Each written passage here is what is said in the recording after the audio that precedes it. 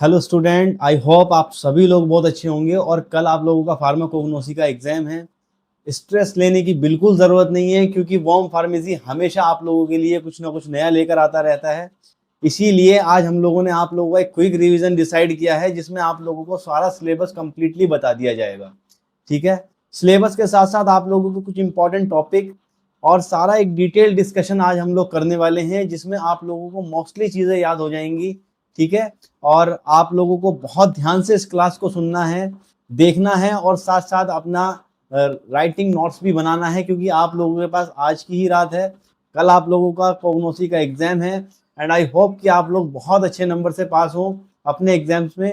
चलिए स्टार्ट करते हैं हम फार्माकोग्नोसी का क्विक रिवीजन, जो कि एग्जाम से जस्ट पहले आप लोगों के लिए लाया गया है। ठीक है। स्टार्ट करने वाले हैं हम अपना फार्माकोग्नोसी। ठीक है। देखिए, सबसे पहले आप लोगों से पूछा गया है डिफाइन फार्माकोग्नोसी, या फार्माकोग्नोसी क्या है। आप सभी लोग जानते हैं फार्माकोग्नोसी हमारा एक सब्जेक्ट है, जो फार्मेसी का सब्जेक्ट है। डी फार्म आप लोग कर रहे हैं, उसी का ये एक सब्जेक्ट है, जिसमें आप लोगों को क्रूड ड्रग्स के बारे में पढ़ाया जाता है। यानी हम लोग इस सब्जेक्ट में क्या करते हैं, क्रूड ड्रग्स की सिस्टमेटिक स्टडी करते हैं, जिससे आप लोगों को क्या मिलती है, बहुत सारी नॉलेज मिलती है। ठीक है। तो it is a study of crude drugs obtained from the plants, animals and the mineral source. मतलब ऐसी क्रूड ड्रग्स की स्टडी जो हमें एनिमल से, प्लांट से, या फिर किसी मिनरल सोर्स से मिलती हैं, वो सभी आप लोग फार्माकोग्नोसी में स्टडी करते हैं। देखिए, बेसिकली अगर हम इसके ओरिजिन की बात करें, तो फार्माकोन का मतलब होता है ड्रग, और जिनोसिस मतलब नॉलेज। मतलब आप लोग ड्रग्स की नॉलेज लेते हैं किसमें, फार्माकोग्नोसी सब्जेक्ट में। Next, scope.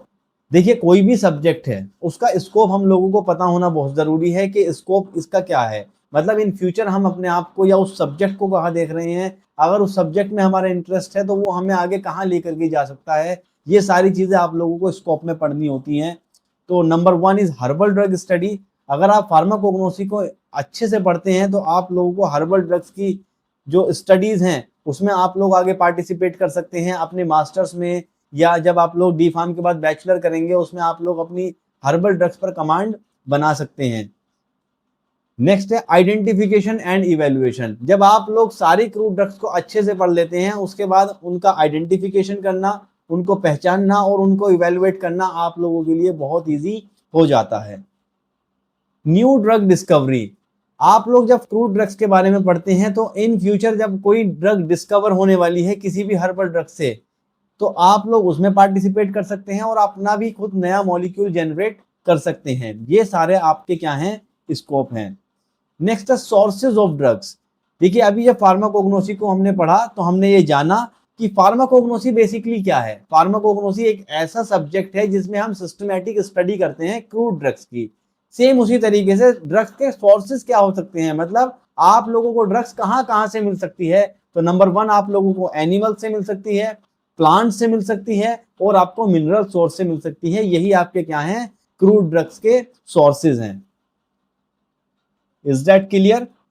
Plant source, animal source, and last आपका मिनरल सोर्स।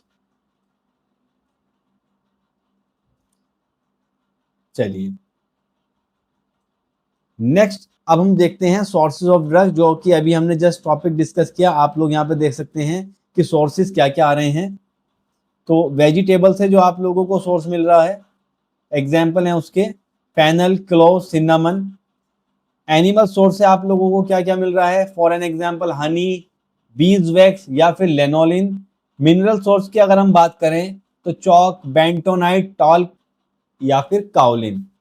ओके, ये सभी आपके क्या हैं, सोर्सेज हैं। एंटीबायोटिक्स, कंफ्यूज नहीं होना है भाई, इसमें थोड़ा इन्होंने डिटेल डिस्कशन कर दिया है, लेकिन आप लोगों को बेसिकली क्रूड ड्रग्स के सोर्सेज पढ़ने हैं, तो आप उसमें एनिमल्स और मिनरल्स या फिर प्लांट्स को ही मेंशन कीजिए। Plant part used as medicine. देखिए, क्लासिफिकेशन ऑफ क्रूड ड्रग्स, मतलब क्रूड ड्रग्स को किस बेसिस पर क्लासिफाई किया जाता है, ये सारी चीजें आप लोगों को यहाँ पर पढ़नी है, मतलब एग्जाम में पढ़ के जानी है। देखिए, बेसिकली इस वीडियो को बनाने का एक इम्पॉर्टेंट रीजन ये था कि आप लोगों को ना सारा सिलेबस समझ आ जाए। ठीक है, जो इंपॉर्टेंट टॉपिक्स हैं हम उसको भी डिस्कस करते हैं यहाँ पे, ये सारी चीजें आप लोगों को समझ आ जाए, बस ये इसका एक इंपॉर्टेंट वजह थी बनाने की। ठीक है, तो classification of crude drugs, crude drugs को क्लासिफाई कीजिए। Number 1 is alphabetical. देखिए, आप जब ड्रग्स पढ़ते हैं, फॉर एग्जाम्पल कोई ड्रग्स हमारी अल्फाबेटिकल मतलब ए से बनती है, ठीक है, ए नाम से जितनी भी ड्रग्स आप लोगों की आ रही हैं उसको आप अरेंज ऑर्डर में अरेंज कर दीजिए। ठीक है, तो आप लोग क्या अल्फाबेटिकल ऑर्डर में अरेंज हो जाएगा, मतलब ए नाम की जो भी ड्रग्स हैं, बी नाम की ड्रग्स हैं, सी नाम की ड्रग्स हैं, वो सभी आप लोगों की क्या कहलाएंगी, अल्फाबेटिकल ड्रग्स कहलाएंगी। ठीक है, मॉर्फोलॉजिकल की अगर हम बात करें तो आप लोग मॉर्फोलॉजी से समझ रहे होंगे, मतलब outer layer, outer structure of the body. Morphology यही होती है ना, किसी भी प्लांट पार्ट की जो आउटर स्ट्रक्चर है उसी के बेसिस पर हम लोग क्लासिफाई कर रहे हैं। मींस कोई ड्रग्स आपकी स्टेम से ली जा रही है, फ्लावर से ली जा रही है, या फिर रूट से ली जा रही है, तो उसके आउटर लेयर स्ट्रक्चर्स के आधार पर जब आप किसी चीज को क्लासिफाई करते हैं, that is the morphological classification. Third आप लोगों का केमिकल। केमिकल से आप लोग समझ रहे हैं, आप लोग जो ड्रग्स, क्रूड ड्रग्स की स्टडीज कर रहे हैं, why is it important, because they provide an chemical constituent, वो आप लोगों को केमिकल कॉन्स्टिट्यूएंट्स प्रोवाइड करते हैं, and that is the important reason. वही इंपॉर्टेंट रीजन हुआ ना कि केमिकल्स आप लोगों को मिल कहां से रहा है, केमिकल आप लोगों को जनरली प्लांट से मिल रहा है, तो कौन से केमिकल्स आपको प्लांट से मिलेंगे उसी के आधार पे क्लासिफिकेशन है, that is the chemical classification. For an example, नीम है, तुलसी है, या फिर आपका मैंगो है, ये जो प्लांट्स हैं आपको जो भी केमिकल कॉन्स्टिट्यूएंट दे रहे हैं, ठीक है, तो उनका आप लोगों को अरेंजिंग ऑर्डर में इसको लिखना है, and that is the chemical classification. Next है आप लोगों का फार्माकोलॉजिकल। जो फार्माकोलॉजी आप लोगों का सेकेंड ईयर में एक इंपॉर्टेंट सब्जेक्ट है। फार्माकोलॉजी बेसिकली क्या है कि जो आप लोग एलोपैथ की जो ड्रग्स पढ़ते हैं, ठीक है, फार्माकोलॉजी का मतलब होता है कि ड्रग्स की स्टडी, चाहे वो आपकी काइनेटिक्स हो या डायनेमिक्स हो, मतलब आपकी ड्रग्स का आपकी बॉडी पर क्या एक्शन है, या फिर आपकी बॉडी का आपकी ड्रग्स पर क्या एक्शन है, ये होता है हमारा फार्माकोलॉजी। तो फार्माकोलॉजिकल क्लासिफिकेशन में बेसिकली क्या बताया गया है, फॉर एन एग्जाम्पल, जब आप आगे पढ़ेंगे अभी, तो आपकी कुछ ड्रग्स लैक्सेटिव के हिसाब से कैटेगराइज की गई हैं, कुछ ड्रग्स आप लोगों की एंटी कैंसर कैटेगराइज की गई हैं, इसी तरीके से एंटी डायबिटिक ड्रग्स, ठीक है, कार्मिनेटिव्स एंड जीआई रेगुलेटर्स। तो इनको, इन ड्रग्स को किस आधार पर क्लासिफाई किया गया कि ये ड्रग्स आपकी बॉडी पर कैसा एक्शन शो करेंगी, that is the pharmacological classification. वही आपका क्या कहलाएगा, फार्माकोलॉजिकल क्लासिफिकेशन कहलाएगा। ठीक है, और नेक्स्ट क्लासिफिकेशन है आपका taxonomical. What do you mean by taxonomical? 11th class में आप लोग टेक्सोनॉमी पढ़ते थे, जहां पर आप लोग अपने प्लांट्स को जीनस, फैमिली या स्पीशीज के हिसाब से अरेंज करते थे। That is the biological classification, जो क्या होता था आपका बायोलॉजिकल क्लासिफिकेशन कहलाता था।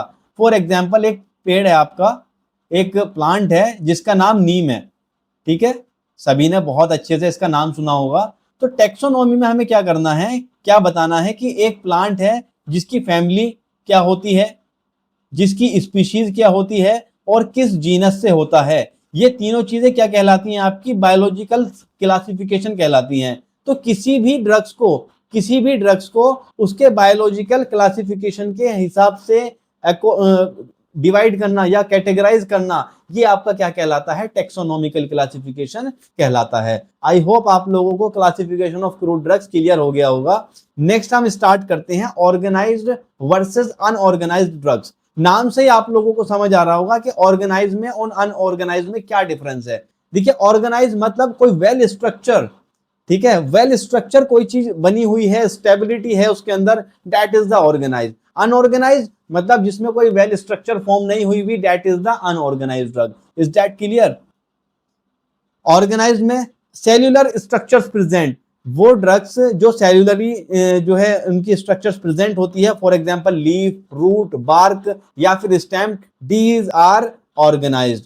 नेक्स्ट है आपकी अनऑर्गेनाइज्ड, जिसमें कोई स्ट्रक्चर प्रेजेंट नहीं होती, फॉर एग्जांपल गम, रेजिन या लेटेक्स। आप लोगों ने देखा होगा प्लांट से आप लोगों को बहुत सारे केमिकल्स सिक्रेशंस के तौर पे मिलते हैं, ठीक है, जब आप किसी प्लांट्स को तोड़ देते हैं तो उसमें से आपको गम मिलता है या लेटेक्स मिलता है, उससे कोई सिक्रेशंस आप लोगों को मिल रहे हैं, that is the unorganised drug. Okay. लेकिन अगर आप किसी प्लांट से उसकी लीफ को तोड़ रहे हैं, उसके फ्लावर्स को तोड़ रहे हैं, तो ये चीज आपकी क्या कहलाएगी? ऑर्गेनाइज्ड ड्रग्स कहलाएगी। क्यों? क्योंकि उसके अंदर एक वेल स्ट्रक्चर बनी हुई है, ठीक है। आप उसकी माइक्रोस्कोपिक स्टडीज कर सकते हैं। क्लियर?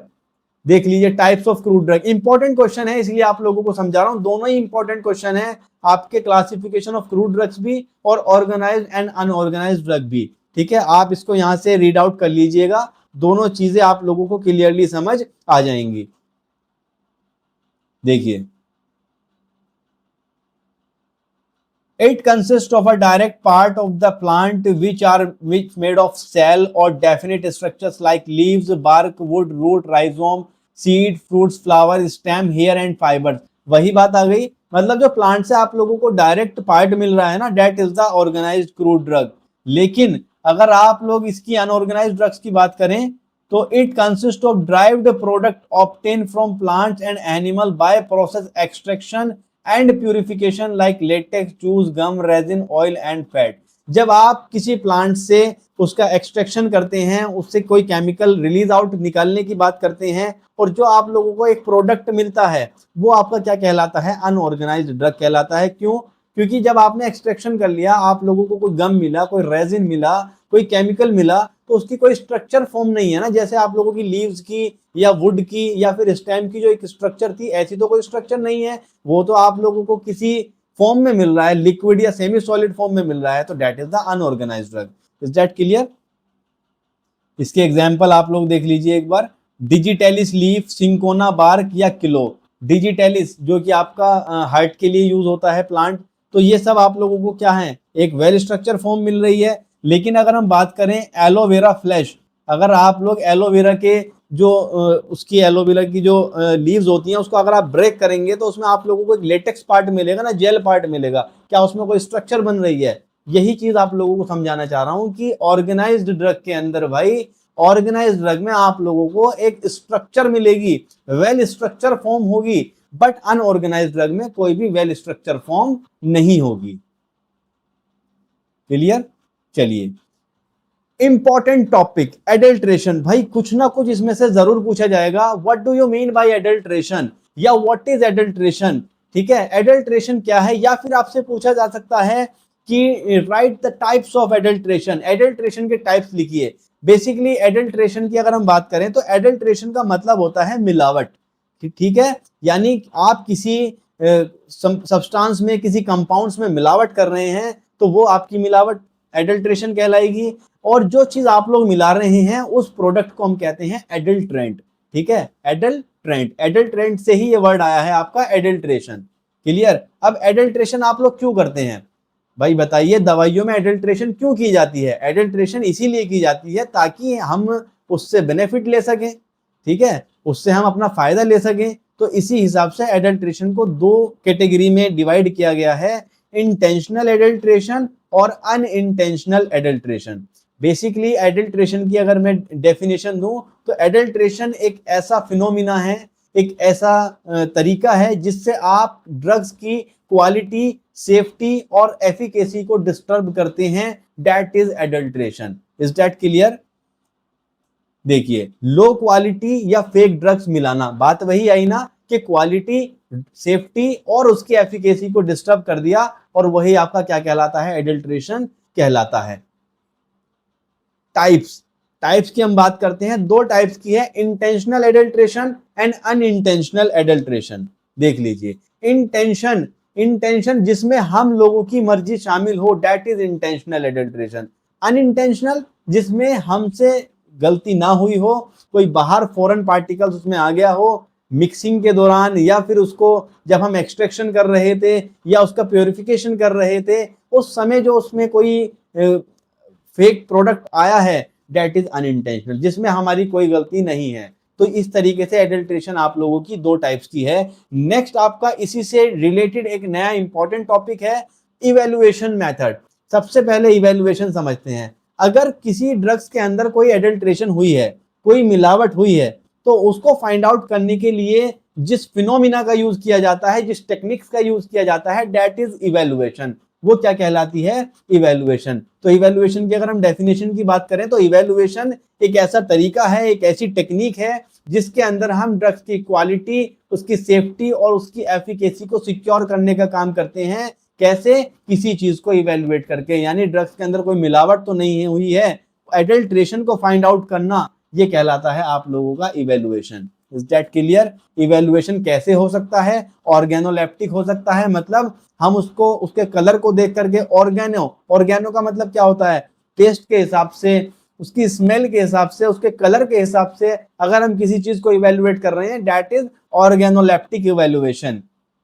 माइक्रोस्कोपिक इवैल्यूएशन, अगर कोई मिलावट बहुत ही डीप हुई है, ठीक है, बहुत ज्यादा मिक्स उसमें कर दिया गया है, तो फिर उसको हम माइक्रोस्कोप से स्टडी करके उसकी इवैल्यूएशन को फाइंड आउट कर सकते हैं। नेक्स्ट है आप लोगों का केमिकल इवैल्यूएशन।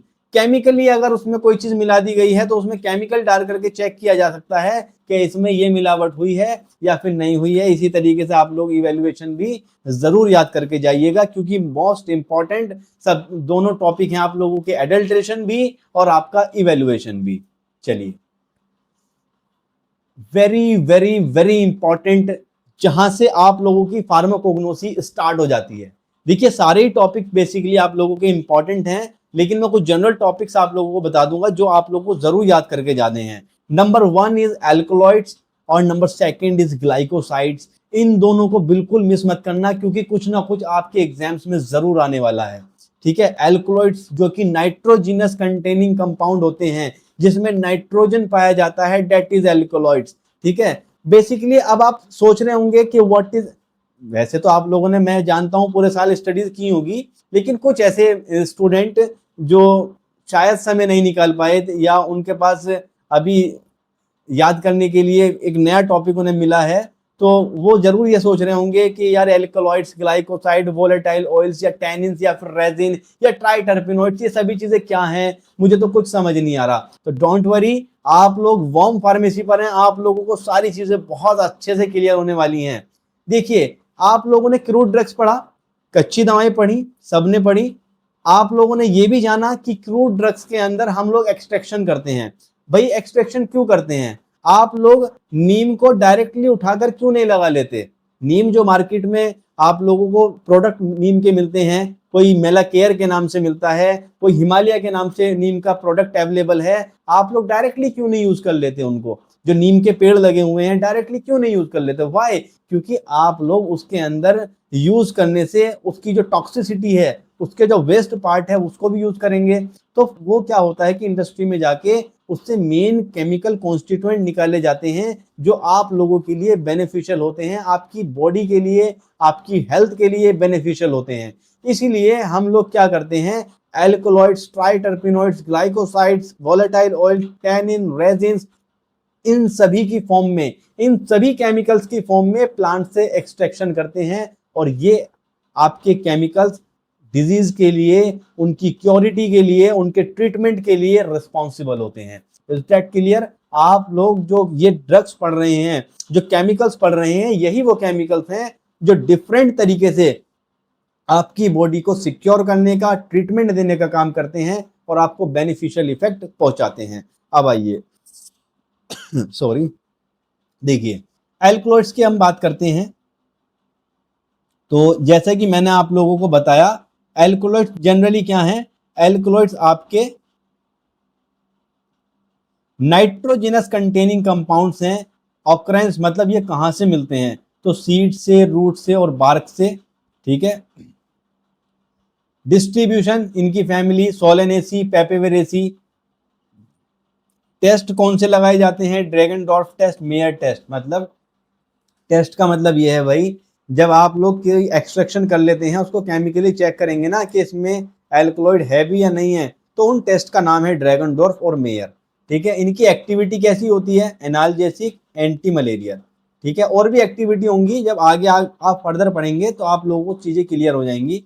फार्मास्यूटिकल यूज, दर्द में काम आते हैं, पेन रिलीफ होते हैं, और CNS drug, central nervous system पर भी एक्ट करने का ये काम करते हैं। फॉर एन एग्जाम्पल मॉर्फिन और क्विनिन। ठीक है, दोनों इंपॉर्टेंट ड्रग्स हैं आप लोगों की, तो ये किस कैटेगरी में आती हैं? एल्कलॉइड्स की कैटेगरी में आती हैं। नेक्स्ट है आप लोगों का भाई ग्लाइकोसाइड्स। देखिए वैसे आप लोगों को सारा पढ़ के जाना है, लेकिन मैं जनरली इंपॉर्टेंट बता रहा हूँ क्योंकि इतना समय नहीं है हमारे पास कि हम सारी चीजें बहुत डिटेल में पढ़ें। डिटेल में मैंने आप लोगों को सारा पहले अपने चैनल पे पढ़ा दिया है, ठीक है। इंपॉर्टेंट क्वेश्चन भी आप लोगों को दे दिए थे।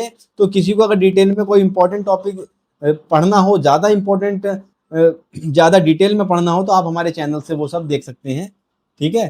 तो ग्लाइकोसाइड्स, जनरली ग्लाइकोसाइड्स क्या होते हैं? ऐसे कंपाउंड्स होते हैं जिसमें शुगर और नॉन शुगर दो पार्ट पाए जाते हैं, ठीक है। और ये दोनों पार्ट एक बॉन्ड से कनेक्टेड होते हैं और उस बॉन्ड का नाम है ग्लाइकोसाइडिक बॉन्ड, ठीक है, ग्लाइकोसाइडिक बॉन्ड। फॉर एग्जांपल, ये आपका शुगर पार्ट, ये आपका नॉन शुगर पार्ट, और जिससे ये कनेक्टेड है ये आपका है ग्लाइकोसाइडिक बॉन्ड। और ये सारा क्या कहलाता है? आपका ग्लाइकोसाइड कहलाता है। ये शुगर पार्ट है, ये नॉन शुगर पार्ट है, ठीक है। और ये आपका जो कनेक्टेड है that is the glycosidic bond. Is that clear? तो ये आपके ग्लाइकोसाइड्स होते हैं, ओके। तो डिजिटैलिस, सेना, ये आपके प्लांट्स हैं जहां ग्लाइकोसाइड्स पाए जाते हैं। और कार्डियोटॉनिकली इनको यूज किया जाता है, लेक्सेटिव के रूप में इनका यूज किया जाता है। हार्ट ड्रग्स होती हैं, फार्मास्यूटिकल मतलब हार्ट ड्रग्स होती हैं ये डिजिटैलिस और सेना, ठीक है। ये आप लोग अच्छे से पढ़ लीजिए पूरी टेबल को, बहुत सारी चीजें आप लोगों को क्लैरिफाई हो जाएंगी। चलिए, सारी ड्रग्स आ जाती हैं आप लोगों की, जैसे हम लोगों ने पढ़ा था ना pharmacological classification of crude drugs, वही चीज आप लोगों को यहाँ पर समझ आ जाएगी कि मैं वहां पर आप लोगों को क्या बताने की बात कर रहा था। देखिए, ये जो ड्रग्स हैं आप लोगों की, एलोवेरा है, कैस्टर ऑयल है, इस्पागुला है या फिर सेना है। उसके बाद आप लोगों की डिजिटैलिस है और अर्जुन है। तो देखिए, आप लोग एक चीज देखने की कोशिश कीजिए, लेक्सेटिव, लेक्सेटिव में कौन कितनी ड्रग्स आ रही हैं? 4। कार्डियोटॉनिक्स में कितनी ड्रग्स आ रही हैं भैया आपकी? यानी 2 2 ड्रग्स आ रही हैं ना। देखिए, नहीं दिख रही? अब दिखेंगी। देखो, ये चारों आपकी लेक्सेटिव हैं, ये दोनों आपकी कार्डियोटॉनिक्स हैं, और ये सारी आपकी क्या हैं? कार्मिनेटिव्स हैं। भैया यही तो मैं आपको समझा रहा हूं कि लेक्सेटिव, ये जो आपकी नीचे की ड्रग्स हैं, ये वाली जो ड्रग्स हैं, इनको हमने लेक्सेटिव में क्यों नहीं रखा? क्योंकि इनका एक्शन ही नहीं है भाई लेक्सेटिव का, इनका एक्शन कार्मिनेटिव का है। इसी तरीके से आप लोगों की जो ऊपर लेक्सेटिव वाली ड्रग्स है उनको हमने कार्मिनेटिव में क्यों नहीं रखा? क्योंकि भाई उनका एक्शन ही नहीं है, कार्मिनेटिव एक्शन नहीं आएगा उनका, उनका एक्शन आएगा लेक्सेटिव। आप पूछेंगे आप sir what is laxative? Laxative ऐसी दवाएं होती हैं, ऐसी ड्रग्स होती हैं जो आपके कॉन्स्टिपेशन में हेल्पफुल होती हैं, मींस बोवल इवैक्यूएशन के लिए यूजफुल होती हैं। वो आपकी क्या कहलाती हैं? लेक्सेटिव कहलाती हैं। तो लेक्सेटिव में एलो, कैस्टर ऑयल, इस्पागुला, सेना, ये सभी आप लोगों को क्या है? लेक्सेटिव हैं। Is that clear? कार्डियोटॉनिक्स में आपकी जो ड्रग्स हैं डिजिटैलिस और अर्जुन, ये दोनों ड्रग्स हैं जो कार्डियोटॉनिक्स मतलब हार्ट की हेल्थ के लिए हेल्पफुल होती हैं। और कार्मिनेटिव्स क्या होती हैं? कार्मिनेटिव वो ड्रग्स होती हैं जो बेसिकली फ्लैचुलेंस करा के, ठीक है, जो फ्लैचुलेंस होता है और गैस डिस्कम्फर्ट होता है उसमें हेल्पफुल होती हैं आपकी कार्मिनेटिव ड्रग्स, ठीक है। मतलब पेरिस्टाल्टिक मूवमेंट को इंक्रीज करके वहां से गैस रिमूवल का वर्क करती हैं कार्मिनेटिव। तो ये सारी आपकी ड्रग्स हैं जो अलग अलग कैटेगरी में इनको क्लासिफाई किया गया है, ठीक है। चलिए, कुछ मैं आपको बता भी देता हूं। लेक्सेटिव आपको समझ आया? लेक्सेटिव जो कॉन्स्टिपेशन में हेल्पफुल हो, कार्डियोटॉनिक जो हार्ट हेल्थ के लिए हेल्पफुल होती हैं, और कार्मिनेटिव पेरिस्टाल्टिक मूवमेंट जो स्टमक, जो इंटेस्टाइन में आपके मूवमेंट पाए जाते हैं उसको इंक्रीज करा के, पेरिस्टाल्टिक मूवमेंट को इंक्रीज करा के वहां से गैस के रिमूवल में, डिस्कम्फर्ट में हेल्पफुल होती हैं, वो होती हैं आपकी कार्मिनेटिव ड्रग। ये सारी जो ड्रग्स आप लोगों को यहाँ पर दी गई हैं भैया, ये ड्रग्स आपकी अकॉर्डिंग टू फार्माकोलॉजिकल क्लासिफिकेशन है, मतलब जिनका जैसा काम उनका वैसा ही क्लासिफिकेशन, उनको उसी कैटेगरी के अंदर रखा गया है। देखिए, जैसे लेक्सेटिव है एलो, कैस्टर ऑयल, तो इनका जो बायोलॉजिकल सोर्स है, मतलब इनको कहां से लिया गया है, तो एलो को कहां से लिया जाता है? Dried latex of aloe leaves, जो एलोवेरा की जो पत्तियां होती हैं उससे। और इसमें किस तरीके का केमिकल कॉन्स्टिट्यूएंट पाया जाता है? केमिकल कॉन्स्टिट्यूएंट मतलब अगर लेक्सेटिव एक्शन एलो के अंदर है तो वो एलो की क्वालिटी नहीं है, वो उस केमिकल कॉन्स्टिट्यूएंट की क्वालिटी है जो उसके अंदर प्रेजेंट है। तो that is the chemical constituent, मतलब एक्टिव केमिकल कॉन्स्टिट्यूएंट जो एपीआई है उसमें है, जिसकी वजह से थेरेपेटिक एक्टिविटी आ रही है, जिसकी वजह से मरीज ठीक हो रहा है, तो वो क्या है? आपका केमिकल कॉन्स्टिट्यूएंट इसके अंदर एंथ्राक्विनोन ग्लाइकोसाइड्स, जो कि एक स्ट्रॉन्ग लैक्सेटिव होता है, मतलब कॉन्स्टिपेशन में बहुत ज्यादा हेल्पफुल होता है। समझ आ गई? इसी तरीके से सारी चीजें आप लोगों को यहाँ से पढ़ लेनी है और बहुत अच्छे से अपनी प्रिपरेशन करके जानी है। देखिए एस्ट्रिंजेंट, भैया एस्ट्रिंजेंट देखिए, मैं छोटी छोटी चीजें आप लोगों को बताता हुआ चलता हूँ। एस्ट्रिंजेंट बेसिकली वो होते हैं, सपोज दैट एलम, एलम का नाम सुना होगा, फिटकरी का, एक एस्ट्रिंजेंट है जो क्या करता है, आपका जो म्यूकस मेम्ब्रेन है, जो गले की मेम्ब्रेन है, वहां पे श्रिंकेज का काम करता है, सिक्रेशंस को रोकने का काम करता है। जब आपकी मेम्ब्रेन जो सिकुड़ जाएगी तो वहां श्रिंकेज हो जाएगा, और जिस वजह से आप लोगों का जो रिलीज है, जो सिक्रेशंस हो रहे थे, जिस वजह से आपको इरिटेबिलिटी हो रही थी, इरिटेशन हो रही थी, वो चीजें आप लोगों की कम हो जाएंगी। वो आपके कहलाते हैं एस्ट्रिंजेंट। ठीक है, उसमें आप लोगों की जो ड्रग्स हैं, मायरोबेलन, ब्लैक कटेचू और पेल कटेचू। नेक्स्ट है आप लोगों का nervous system. Nervous system, drug acting on nervous system के नाम से आप लोगों के सिलेबस में है ये। ठीक है, वो दवाएं, वो ड्रग्स जो आपके नर्वस सिस्टम पर एक्ट करती हैं, जो आपके सेंट्रल नर्वस सिस्टम पर एक्ट करती हैं, वो कहलाती हैं आपकी drug acting on nervous system. तो ये सारी दवाएं हैं आपकी हायोसाइमस, बेलाडोना, इफेड्रा, ओपियम, ये सभी ड्रग्स हैं जो आप लोगों को एंटीकोलिनर्जिक, ब्रोंकोडायलेटर, एनाल्जेसिक और स्टिमुलेंट या फिर सीएनएस स्टिमुलेंट जैसे एक्शन देने का काम करती हैं। सब चीजें पढ़ लीजिए, सारे बायोलॉजिकल सोर्स मेंशन है, किसमें, किस प्लांट में कौन सा केमिकल कॉन्स्टिट्यूएंट है वो भी आप लोगों को मेंशन है, और उसका क्या एक्शन आने वाला है, किस तरीके की एक्टिविटी वो शो करने वाला है, वो चीज भी आपको यहाँ पर मेंशन कर दी गई है। सॉरी। एंटी हाइपरटेंसिव, भैया मोस्ट इंपॉर्टेंट है, कोई भी छोड़ के ना जाए टॉपिक, क्योंकि पूरी फार्माकोलॉजी कॉग्नोसी के अंदर एंटी हाइपरटेंसिव में एक ही ड्रग है। ठीक है, इसी तरीके से जो आप लोगों का एंटी र्यूमेटिक है, ये भी मोस्ट इंपॉर्टेंट है, क्योंकि इसमें भी आप लोगों को एक ड्रग दी गई है। कुछ ड्रग्स ऐसी हैं जो बिल्कुल छोड़ के जाना भाई रिस्की होगा बिल्कुल, तो एंटी हाइपरटेंसिव को तो बिल्कुल ना छोड़ें, एंटी र्यूमेटिक भी आप बिल्कुल अवेयर होके जाएं। ठीक है, बहुत अच्छे से पढ़ के जाएं। एंटी हाइपरटेंसिव जो बीपी के लिए यूज होती है, एंटीटसिव जो सूखी खांसी, ड्राई कफ के लिए यूज होती है, दैट इज द वसाका और टोलू बाल्सम। ठीक है, वो ड्रग्स। एंटी र्यूमेटिक जो आप लोगों का गठिया बाएं है ना भाई, अर्थराइटिस वाला पेन है, वो एंटी र्यूमेटिक आएगा। ठीक है, एंटी ट्यूमर जो एंटी कैंसर है, मतलब कैंसर के अगेंस्ट में काम करने वाली drug, anti cancer. Anti diabetics में टेरोकार्पस और जिमनेमा। ठीक है, डायबिटीज के लिए जो हेल्पफुल होंगी वो दवाएं हैं। ठीक है, डायूरेटिक्स, डायूरेटिक्स क्या होंगी, डायूरेटिक्स होंगी भाई जो आप लोगों के यूरिन फॉर्मेशन को, यूरिन प्रोडक्शन को बढ़ा देती हैं। किसको? यूरिन प्रोडक्शन को बढ़ा देती हैं, वो कहलाती हैं आपकी डायूरेटिक्स। डायूरेसिस का जो काम करती हैं, जो यूरिन को रिलीज, जो यूरिन को एक्सक्रीट करने में हेल्पफुल होती हैं। ओके, और एंटी डिसेंट्रिक जो कि आपकी लूज, सॉरी, जो एक तरीके से मैं बात करूं, डिसेंट्री जो होती है, मतलब loose motion with blood. Okay, blood भी हो सकता है और विदाउट ब्लड भी हो सकता है। ठीक है, तो एंटी डिसेंट्री ड्रग्स वो जो एक तरीके से आपके जो high level of loose motion होता है उसके अंदर हेल्पफुल होती हैं। ओके,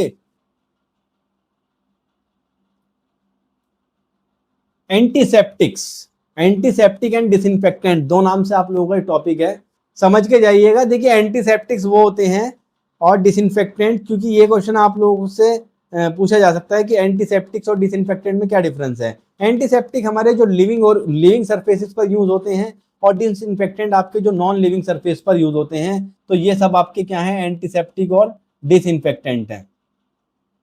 बेंजोइन, मिर, नीम और टर्मरिक। ओके, एंटी मलेरियल, भैया मलेरिया के ट्रीटमेंट के लिए, जो मलेरिया का बुखार होता है उसमें जो ड्रग हेल्पफुल है और यूजफुल है, डेट इज सिंकोना और आर्टिमिसिया। मोस्ट इंपॉर्टेंट ड्रग है भैया सिंकोना। ठीक है, ऑक्सीटोसिक, ऑक्सीटोसिक जो कि आपकी बॉडी का एक हॉर्मोन्स है, उसकी तरह एक्शन देने का काम कौन करता है, आपका एर्गोट। ठीक है, जिसका बायोलॉजिकल सोर्स क्या है, fungus on rye. Ergot alkaloids आपको मिलता है और यूट्रीन स्टिमुलेंट होता है, मतलब जब लेडी को लेबर पेन होता है ड्यूरिंग प्रेगनेंसी इसका यूज किया जाता है। ऑक्सीटोसिन, आप लोगों ने मार्केट में हॉर्मोन्स के जरूर नाम सुना होगा, ये इंजेक्शन अवेलेबल होता है ऑक्सीटोसिन के नाम से। ठीक है, और ये आपके विटामिन्स और एंजाइम्स। ठीक है, ये सब चीज आप लोगों को भैया पढ़ के जानी है, बहुत ही इंपॉर्टेंट आप लोगों का ये टॉपिक है। फार्मास्यूटिकल एड्स और मिसलेनियस, देखिए बेसिकली फार्मास्यूटिकल एड्स आप समझ लीजिए, इनमें लीस्ट, एकदम लीस्ट थेरेपेटिक एक्टिविटी होती है, बट इनका यूज किया जाता है ड्रग फॉर्मुलेशन में, वो आपके कहलाते हैं pharmaceutical ads. For example kaolin, lanolin या बीजवैक्स, अकेशिया, ट्रैगाकंथ, जो कि आपकी टैबलेट मैन्युफैक्चरिंग में भी इनका यूज किया जाता है, तो ये आपके क्या कहलाते हैं, फार्मास्यूटिकल एड्स। मतलब जिनका लीस्ट या minimum therapeutic efficacy, therapeutic effect हो और इनका यूज किया जाता हो फॉर्मुलेशन में, that is pharmaceutical aids. Miscellaneous, जिनको बेसिकली जो यूज की जाती हैं various types of drugs, for example squills, galls, ashwagandha, अलग अलग एक्टिविटी शो करती हैं, वो आपकी मिसलेनियस, मतलब एक तरीके से मिक्स वाली जो चीजें हैं। ठीक है, तो आपका ये कंप्लीट हुआ, ये सारी चीज आप लोगों को जरूर पढ़ के जानी है। नेक्स्ट है आप लोगों का plant fibres used as a surgical dressing, cotton, silk, wool, regenerated fibre, suture, surgical catgut and ligatures. ठीक है, सारी चीजें सबसे पहले पढ़िए, सर्जिकल ड्रेसिंग एंड सूचर्स क्या होते हैं। भैया ड्रेसिंग नहीं होती, आप लोग डॉक्टर्स के पास जाते हैं, किसी के चोट लग जाए, डॉक्टर क्या करेगा, ड्रेसिंग ही करेगा, वही सर्जिकल ड्रेसिंग है भाई। सूचर्स, जो टाके लगाए जाते हैं, ठीक है, आप लोगों के अगर ऊपर वाला ना करे, किसी के चोट लग जाती है, हैवी चोट लग जाती है, बड़ा कट हो जाता है, कट लग जाता है, तो उस टाइम पे सूचर लगते हैं, वही सूचर्स यहाँ पर आप लोगों को बताए गए हैं या पढ़ाए गए हैं। देखिए कॉटन पढ़ के जाना भाई, मोस्ट इंपॉर्टेंट है। सोर्स क्या है, गॉसिपियम सीड्स। कहाँ यूज होती है, जब ड्रेसिंग करते हो, बैंडेज करवाते हो, चोट लग जाती है, उस टाइम पे यूज होती है। प्रॉपर्टी क्या होती है भैया, हाई एब्जॉर्बेंट, एब्जॉर्प्शन का ही तो काम है। कॉटन का काम क्या है, जो लिक्विड, जो फ्लूइड निकल रहा है उसको एब्जॉर्ब करना, साफ करोगे तो भी कॉटन से करोगे, तो एब्जॉर्प्शन का ही वर्क है। ठीक है, सारी चीजें भैया अच्छे से क्लियर करके जानी है। सिल्क, सिल्क वॉर्म, बिल्कुल इतने टाइम से पढ़ते आए हो, सिल्क कहाँ से बनता है, सिल्क वर्म से ही बनता है, वो जो कीड़ा होता है सिल्क वर्म, उसी से बनता है। सूचर्स बनते हैं, लिगेचर्स बनते हैं। प्रॉपर्टी क्या होती है, स्ट्रॉन्ग होते हैं और स्मूथ होते हैं। वूल आपके शीप हेयर से ही मिलते हैं, आज तक यही पढ़ा है कि शीप हेयर से ही मिलते हैं। यूज वुंड पैडिंग या ड्रेसिंग प्रॉपर। चलिए नेक्स्ट है आप लोगों का रीजेनरेटेड फाइबर्स। ठीक है, रीजेनरेट से आप लोग समझ रहे हैं किसी चीज को दोबारा जनरेट करना। ओके, तो रीजेनरेटेड फाइबर्स की अगर हम बात करें, सोर्सेज केमिकली ट्रीटेड सेल्यूलोज। ठीक है, सेल्यूलोज को केमिकल से ट्रीट किया जाता है, उसके बाद फिर रायन का फॉर्मेशन किया जाता है। For example bandage, dressings, property क्या होती है, चीप होती हैं, और आपकी क्या होती है ये भैया, एब्जॉर्बेंट होती हैं। सर्जिकल कैटगट, जिसका सोर्स क्या है, animal intestine. Absorbable sutures, surgical catguts क्या होते हैं, एब्जॉर्बेबल सूचर्स होते हैं, मतलब बॉडी में अगर इनको लगा दिया जाए तो ये वहीं पर एब्जॉर्ब हो जाते हैं। ठीक है, प्रॉपर्टी सेल्फ एब्जॉर्बिंग, खुद से एब्जॉर्ब हो जाते हैं। देखिए इसका सबसे बड़ा बेनिफिट क्या है कि जब सूचर्स लगा दिए जाते हैं तो फिर उसको, उसके बाद ना एक ये टिपिकल टास्क रहता है कि उसको कटवाने भी जाना है। ठीक है, सूचर्स लग गए तो उसको कट भी कराना है। ऐसा इसमें नहीं है, अगर बॉडी के इनर अंदर ये कैटगट लगा दिए गए हैं, सर्जिकल ये वाले जो टाके हैं, जो सूचर्स हैं लगा दिए गए हैं, उसके बाद इनको निकलवाने की जरूरत नहीं है, ये अंदर ही एब्जॉर्ब हो जाते हैं। सेम इसी तरीके से लिगेचर्स की अगर हम बात करें तो मटेरियल सिल्क और कैटगट के बनते हैं। यूज टाई ब्लड वेजल्स, इसका बेसिकली यूज होता है ब्लड वेजल्स को टाई अप करने के लिए, बांधने के लिए। ठीक है, सूचर्स में और लिगेचर्स में यही डिफरेंस है। सूचर्स जो कि टिश्यूज को सिलने के लिए, उनको स्टिच करने के लिए यूज किए जाते हैं, और लिगेचर्स आपकी जो वेजल्स होती हैं उनको टाई अप करने के लिए इनका यूज किया जाता है। प्रॉपर्टी क्या होती है कि स्ट्रॉन्ग नॉट होल्डिंग। ठीक है, अंदर गांठ जो बनती है, नॉट जो बनती है, बहुत स्ट्रॉन्ग होती है, इसी वजह से लिगेचर्स का यूज किया जाता है। चलिए नेक्स्ट है आप लोगों का आयुर्वेद। BAMS सुना होगा भाई, आयुर्वेद ही पढ़ाया जाता है उनको, यूनानी वालों को BOMS को यूनानी पढ़ाया जाता है, और BHMS को होम्योपैथी। ठीक है, इसी के बिहाफ पर आपको आयुर्वेद, आपसे पूछा गया है कि आयुर्वेद क्या होते हैं। ठीक है, तो बेस्ड ऑन त्रिदोष थ्योरी, ये किस पे डिपेंड करते हैं भैया, किस पर डिपेंड करते हैं, त्रिदोष थ्योरी पर। और ये त्रिदोष थ्योरी क्या कहती है, ये कहती है वता, पिता एंड कफा, मीन्स मूवमेंट, डाइजेशन और स्ट्रक्चर अगर किसी के बॉडी के ये बैलेंस हैं, ठीक, तो उसकी बॉडी एक बैलेंस फॉर्म में है, उसको कोई डिजीज नहीं है। यही है आपका क्या, Ayurveda. Um, balance of the body equals to health. अगर बॉडी बैलेंस है तो हेल्थ बिल्कुल क्लियर है, और यही इसका मेन ऑब्जेक्टिव है। ओके, नेचुरल ड्रग्स की अगर हम बात करें तो प्लांट, मिनरल्स, एनिमल प्रोडक्ट और हॉलिस्टिक हीलिंग, ठीक है, यही सब इसमें यूज होता है। प्लांट से, एनिमल से लिए गए जो प्रोडक्ट हैं वही आयुर्वेद में यूज किए जाते हैं। नेक्स्ट है आप लोगों का सिद्धा, जो डेवलप इन साउथ इंडिया। ये अगर हम इसके डेवलपमेंट की बात करें कि ये कहाँ से इसकी शुरुआत हुई, तो साउथ इंडिया से इसकी शुरुआत हुई, जो डिपेंड करता है, बेस्ड करता है 5 एलिमेंट पर, जिसको कहा जाता है पंचभूता। Okay, earth, water, fire, air and ether. इसका कहना है कि बॉडी जो है इन्हीं सभी चीजों से मिली हुई है, बनी हुई है, और अगर किसी के ये बैलेंस हैं तो उसकी बॉडी के अंदर कोई रोग नहीं है, वो इंसान निरोगी है। यही आपका सिद्धा का कानून कहता है। ठीक है, फोकस क्या है इसका, body, mind and spirit balance. ये चीजें इंसान की एकदम बैलेंस रहनी चाहिए, तो उसके अंदर कोई भी दोष नहीं पाया जाएगा, वो निरोगी होगा।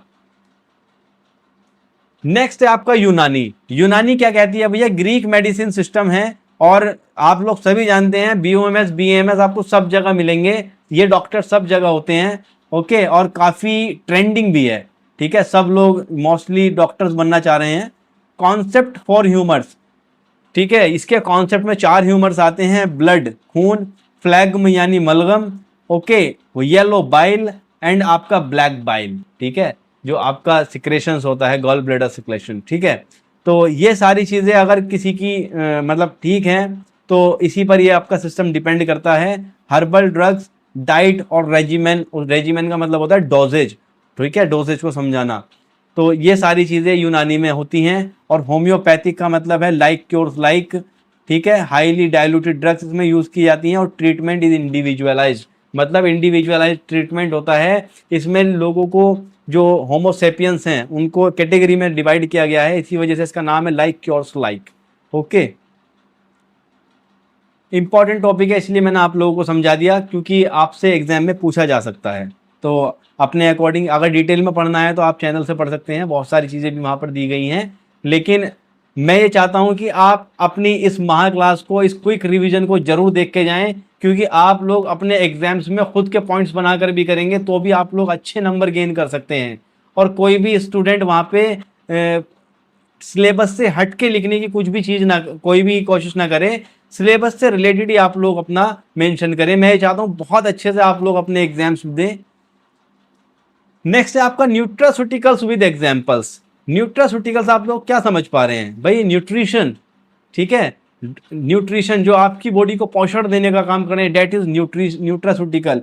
तो न्यूट्रास्यूटिकल्स आर फूड्स और फूड प्रोडक्ट। न्यूट्रास्यूटिकल्स क्या हैं, ऐसे फूड, ऐसे भोजन हैं, ऐसे फूड प्रोडक्ट्स हैं जो आपकी बॉडी को हेल्थ और मेडिकल बेनिफिट्स प्रोवाइड करते हैं, जिससे आप लोग किसी डिजीज के प्रिवेंशन कर सकते हैं, उसका ट्रीटमेंट कर सकते हैं। वही आपके क्या कहलाते हैं, न्यूट्रास्यूटिकल्स कहलाते हैं।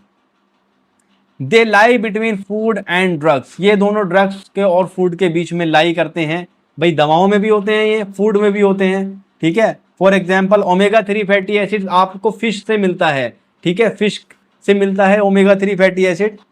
ऐसी सोया, गार्लिक यानी लहसुन, स्पायरुलिना जो कि आपका एल्गी होता है ना, जो काई होती है, उससे आप लोगों को स्पायरुलिना प्रोडक्ट मिलते हैं, जिसमें मेजर कंटेंट ऑफ प्रोटीन्स होते हैं। यूज क्या है, इंप्रूव इम्यूनिटी। न्यूट्रास्यूटिकल्स का आप लोग क्यों यूज करते हैं, आपकी इम्यूनिटी बूस्ट हो जाए, आप किसी क्रॉनिक डिजीज से प्रिवेंशन कर सकें, उसको रोक सकें, और अपने हार्ट की हेल्थ को इंप्रूव कर सकें। For example omega 3 fatty acid इंसान क्यों खाता है, ताकि उसकी हार्ट की हेल्थ और उसके हेयर्स की हेल्थ और उसकी स्किन हेल्थ इंप्रूव रहे, इसीलिए तो इंसान न्यूट्रास्यूटिकल लेता है। ठीक है ना। तो नेक्स्ट आता है आपका एंटीऑक्सीडेंट। आप लोग समझ पा रहे होंगे एंटीऑक्सीडेंट से मतलब आपकी बॉडी अगर ऑक्सीडेशन स्टेज में है, कोई बीमारी इंसान को लग गई है, उसकी बॉडी के अंदर फ्री रेडिकल्स जनरेट होते हैं, उसको डिस्ट्रॉय करने के लिए आप लोग एंटीऑक्सीडेंट लेते हैं। अब जरूरी नहीं है आप एंटीऑक्सीडेंट टैबलेट फॉर्म में लें या कैप्सूल फॉर्म में लें, आप लोग जो डेली वे में अपना वेजिटेबल्स या आप अपना फ्रूट्स लेते हैं ना, उसमें भी मेजर कंटेंट ऑफ एंटीऑक्सीडेंट होता है, जो आपकी बॉडी को किसी भी डिजीज से बचाने का काम करते हैं, वही आपके कहलाते हैं एंटीऑक्सीडेंट। ठीक है, डेफिनेशन देख लीजिए, antioxidants are substance, antioxidants are substance that prevent oxidation and protect body cells from damage caused by free radicals. इससे यही बताया ना मैंने आप लोगों को कि आपकी बॉडी की डिजीज स्टेज में जो फ्री रेडिकल्स जनरेट होते हैं, जो आपकी बॉडी के दूसरे सेल्स को डिस्ट्रॉय करने का काम करते हैं, उससे प्रिवेंशन के लिए आप लोग किसका यूज करते हैं? एंटीऑक्सीडेंट का यूज करते हैं। एग्जाम्पल, विटामिन सी बहुत मार्केट में बिकता है, लिमसी टैबलेट आती है, विटामिन ई इवियन कैप्सूल आता है मार्केट में, कैरोटीनॉइड्स गाजर आप लोग खाते हैं, carrot, therapeutic use prevent ageing, antioxidant लेंगे तो एजिंग बुढ़ापा कम आए, जल्दी नहीं आएगा। प्रोटेक्ट हार्ट डिजीज, आप अपने हार्ट की हेल्थ को इंप्रूव कर सकते हैं, आप लोग कैंसर से प्रिवेंट हो सकते हैं, ठीक है, एंटीऑक्सीडेंट लेकर। जो फ्री रेडिकल्स आपकी सेल्स को डैमेज करने का काम कर रहे हैं, आपके डीएनए आरएनए स्ट्रक्चर्स को बदलने का काम कर रहे हैं, उससे आप लोग प्रिवेंशन कर सकते हैं। आपकी इम्यूनिटी बहुत इंप्रूव हो सकती है through antioxidant. Okay, aloe herbal cosmetics are beauty products prepared using natural plant material. ठीक है, हर्बल कॉस्मेटिक्स, भैया मार्केट में बहुत प्रोडक्ट कॉस्मेटिक्स ही बिक रहे हैं, ठीक है, पूरा बाजार जो है कॉस्मेटिक्स प्रोडक्ट से भरा पड़ा है, और जिसमें आप लोगों की फार्माकोग्नोसी का बहुत बड़ा मेजर रोल है। ठीक है, एलोवेरा एक जाना माना जो आप लोगों का प्लांट है, और मार्केट में कॉस्मेटिक्स के तौर पर तो इसको बहुत ही यूज किया जा रहा है। तो आप लोग हर्बल कॉस्मेटिक्स, ऐसे कॉस्मेटिक, देखिए कॉस्मेटिक्स का मतलब ये होता है कि आप किसी की ब्यूटी को बढ़ा रहे हैं, उसके अपीयरेंस को बढ़ा रहे हैं, आप उसकी अट्रैक्टिवनेस को बढ़ा रहे हैं, दैट इज द कॉस्मेटिक। और herbal cosmetics are beauty product prepared using from natural plant material. ठीक है, जो किसी नेचुरल प्लांट मटेरियल से बने हो वो आपके कहलाते हैं हर्बल कॉस्मेटिक्स। ठीक है, जैसे एलोवेरा जेल जो होता है आपका, कॉन्स्टिट्यूएंट्स इसमें पाए जाते हैं पॉलीसेक्चराइड्स, एंजाइम्स मिलते हैं उसमें, विटामिन होते हैं। यूज अगर हम बात करें तो स्किन मॉइस्चराइजर, एलोवेरा आपका स्किन मॉइस्चराइजर होता है। वुंड हीलिंग, किसी भी चोट को, जख्म को भरने में हेल्प करता है। एंटी इन्फ्लामेटरी होता है, ट्रीट एक्ने एंड बर्न्स, अगर किसी के चेहरे पे जलन है, उसके चेहरे पे जो आपके दाने हैं, पिंपल्स हैं, उनको हेल्पफुल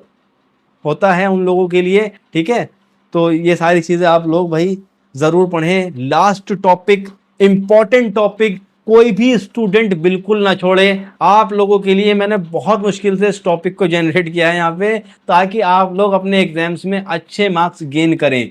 ये टॉपिक इसलिए इंपॉर्टेंट है क्योंकि सबसे पहली चीज, इस लास्ट यूनिट के अंदर सिर्फ ये एक ही टॉपिक है, तो इससे कुछ ना कुछ जरूर आएगा। दूसरी बात, ये टॉपिक अगर आप लोग फार्माकोग्नोसी पढ़ रहे हैं और ये टॉपिक आप लोगों के जहन में नहीं है, तो आप लोग फिर फार्माकोग्नोसी को उतने अच्छे लेवल से नहीं पढ़े। और अगर आपने इस टॉपिक को अच्छे लेवल से पढ़ा तो आप लोग बहुत सारा बेस जान जाएंगे। ठीक है, आप अपना बेस जान जाएंगे, आप अपनी जड़ें मजबूत कर लेंगे।